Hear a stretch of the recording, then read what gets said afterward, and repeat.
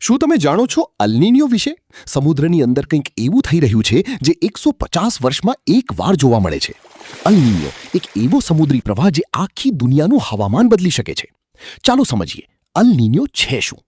સામાન્ય રીતે પ્રશાંત મહાસાગરમાં ઠંડુ પાણી વહેતું રહે છે, પણ ક્યારેક આ સિસ્ટમ બગડી જાય છે અને અચાનક ગરમ પાણી પૂર્વ તરફ ફેલાવા લાગે છે.